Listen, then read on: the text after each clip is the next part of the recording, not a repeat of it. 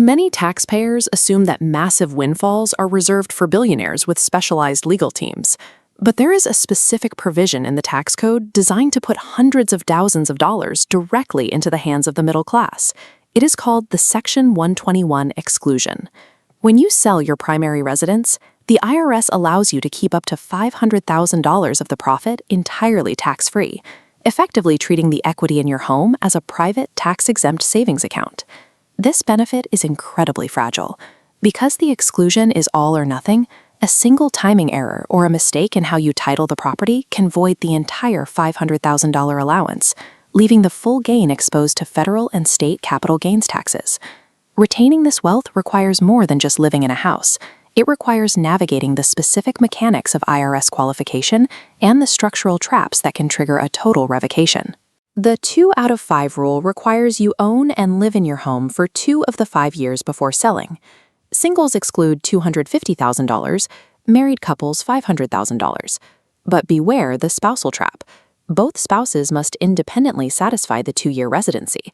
If a new spouse moves into the home only 18 months before the sale, you're restricted to the single $250,000 limit. That 6-month discrepancy effectively costs the household a $250,000 tax deduction.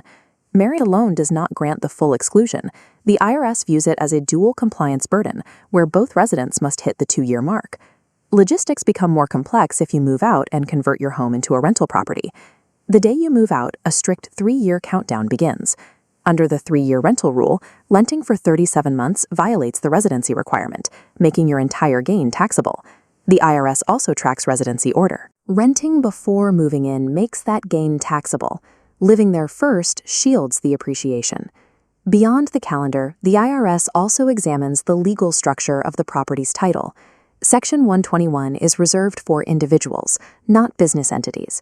If you move your home into a multi-member LLC or a partnership for liability protection, you may have unintentionally disqualified the property from the exclusion entirely. To maintain the tax break, the property must be held by a human being, a single-member LLC, or a grantor trust. There is a separate restriction for those who acquired their home through a 1031 exchange. In that case, the law imposes a mandatory 5-year waiting period before you can use the Section 121 exclusion, regardless of how long you've lived there.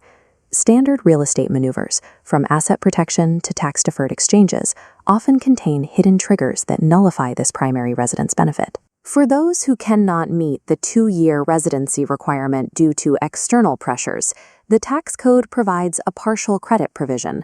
If forced to sell early due to a job relocation, a health crisis, or a divorce, you can claim a prorated exclusion based on actual time spent in the home. But if you have a property with a massive gain that is about to cross the 3-year rental limit, there is an advanced strategy to preserve the exclusion: the related party sale. Selling to a relative at fair market price locks in the tax-free gain and resets the cost basis. This requires a legitimate transaction with a recorded deed and actual risk transfer.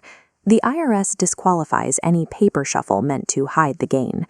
Long-term wealth is built by finding assets that appreciate, but it is protected by understanding the precise blueprints of the tax code.